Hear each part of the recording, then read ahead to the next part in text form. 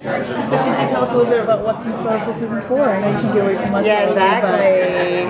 Fun and frolic. Yeah, it's really, you know, one of the amazing things about being in season 4 is you really feel that the fans have bought into the concept, the characters, the relationships, and the world. So I feel like, you know, we pushed the agenda a little bit last year as far as the mythology, sort of bigger themes. So I think we're pretty ambitious this year. Well, not losing all the wit and the fun and the sex, but maybe some big themes, some big sort of past coming calling to haunt you and stuff like that. Yeah. How do you feel about how it's shown in Canada? There's a little of it that's cut out for sci-fi and American TV. Right. Do you feel like, is there any way that the American audience will be able to see those? Well, it's not. I mean, the way that it's done for the States, it's not that it's censored. To be honest, it's actually just a shorter amount of time, but a way that you can see it for those who are watching the States is when the DVD copies come out. It's the longer version are in the States as well, so that's a great way for fans to catch up. And DVDs always have so many extras on them as well, so. That's probably the best way for people in the States. Grateful that, to be honest, sci-fi does show it pretty uncut. You know what I mean? Like, I feel like it's quite progressive for American television. So they've been incredibly supportive. It's purely time. That one extra soap commercial. Yeah. Buy soap. No, that's all right. Yeah. One thing I think you guys have successfully done is nods to shows that were of a similar ensemble cast with huge followings without it being a direct rip-off. Right. How do you consciously or unconsciously do that? You know, make a nod to Buffy without it being all they're ripping off Buffy. I think honestly we're just Buffy fans and fanatics, you know what I mean? So we're very conscious of, oh, they did that on Buffy, they did that on Buffy, they did that on Battlestar, you know, they did that on Brady Bunch, just kidding, dating myself. But I also feel like genre fans truly are so sophisticated that the fun of a show like this is they are in on the joke. So it can be a bit of a meta experiment, you know? If Vex has slightly spike-like qualities, I feel like if it's the first time you're encountering that, that's fun. But also we can subvert your expectations of how it's going to go down. Do you know what I mean? Yeah, I mean, the truth about those shows, too, just from a really boring writer standpoint, is, you know, these stories have been told for 2,000 years. Like, you know, the hero's journey and the unlikely family, you know, the group of misfits coming together to fight greater evil. So, you know, it's always about finding a new twist on it. And again, I just feel like with our cast and our really amazing writers, we have created something kind of new and fresh. So, but we are quite conscious of it. We just are fans. So, you know, check each other at the door a little bit. Yeah. I love the sets and like the costume design and everything. How many people do you guys have on crew? Like, how do you make an episode happen? There's about 230 people if we count like everybody from post and all that. So we have an amazing production designer and Ian Brock is his name. Ian Brock, and an amazing set decorator, Andy Lowe, and a great art director, Kim Karen, and they're just absolutely amazing. I mean, some of the sets that are coming up for season 4 are just, I think some of the best we've ever seen. We were blown away just walking into unbelievable. Walking into our studio and being like, wow, and how fast they could actually put something up too is just incredible.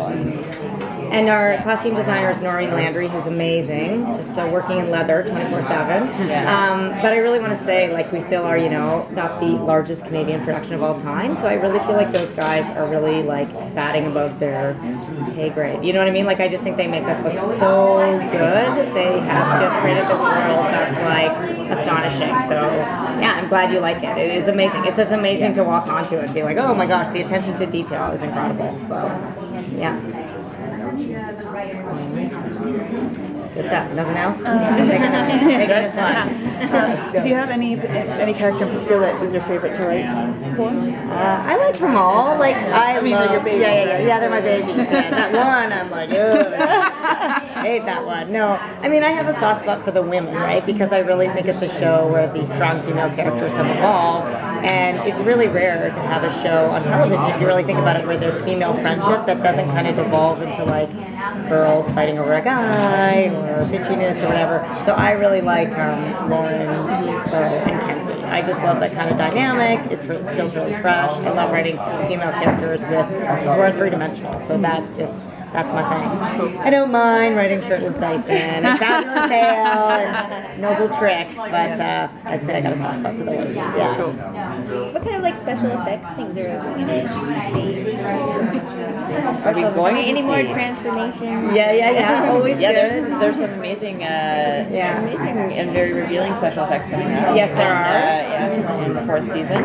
Yeah. Can't really tell you too much, but We've got some special guest stars too, so we may or may not be faying them up against their will. No, they signed a contract.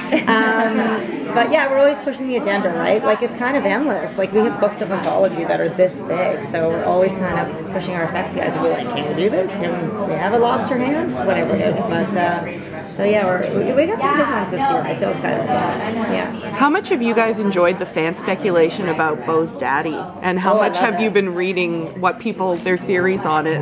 a lot of theories. A lot of theories. I love it. I do. I'm very honest with the fans. When I'm in between seasons, I'll read a lot of stuff, but I kind of feel I have to shut it down when I'm writing because I just want it to be pure, a little bit, purely insane. But I love the theories, and I've said this before. Sometimes I read a fan theory that I know is way off, and it makes me laugh smugly. And sometimes I read a fan theory where I'm like, man, that's really good. Maybe we should have gotten that route. That was much smarter than we are, actually. I just think it speaks to their involvement and their passion. Like, I'm just so glad they get it. It's so gratifying. And it has really helped our show. Sorry. No, go ahead. You mentioned the fans' passion for the show. Yeah. Do you think there's any special ingredient that is responsible for that, or what I can you put a mean, finger on? these horrendously plain-looking people. It doesn't hurt, but I just think it comes down to characters and relationships, and also maybe a hunger from certainly some of the fans, the LGBT community, to maybe see something they haven't seen represented before in television, treated as like just another relationship with fights and funny arguments and real talks and mistalks. I just really realized that there was I feel that there was obviously a niche not being filled. And just word of mouth. If I start. So yeah, it's just like lightning in a bottle, you can't really plan for that. But boy, the fans have been amazing and really adopted it. It's incredible. I think everybody can relate to somebody on that show. Yes. It's, again, we were saying earlier, it's there are no labels on Lost Girl. I think that's one of the things we've been most proud of maintaining, is that everyone can be who they want to be, and it's totally accepted. And it's there's not like a big flash of light saying this is acceptable. It's just this is the way it is. It's like it's treated very just Canadianly. So you talked about having giant books of mythology. What sort of research goes into the episodes and the characters? Quite a bit, to be honest. Like, it kind of goes one of two ways. Either we find an incredible creature, and we're like, oh my gosh, this story writes itself. Or we write the story, and then we say, okay, I need a mythical unicorn butterfly. Somebody better start flipping through books and finding out what we have. So, mythology is just endlessly, and it's so creative and it's so dark, right? It's so amazing that it does inspire us. But what we love to do on the show is truth to your expectations, right? I always say, like, if there's a leprechaun on our show, it's going to be a 6'5" female. You know what I mean? Like, just kind of tweak all that stuff, make it feel a little bit fresh. So, quite a bit of research, to be honest, but that's part of the fun. Yeah, and we've got good people to do that. So, yeah. Thanks, guys.